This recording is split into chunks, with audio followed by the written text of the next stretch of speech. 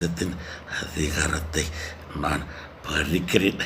என் சித்தம், என் திட்டம், அவன் அதிகாரம் அவனுக்கு முடிவுக்கு வருகிறது. தொடராது தொடராது தொடராது.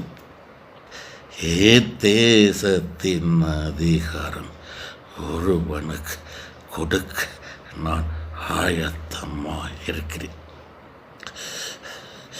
எடப்பாடி பழனிசாமி என்னும் நாமம் கொண்டவனே இத்தேசத்தின் அதிபதி.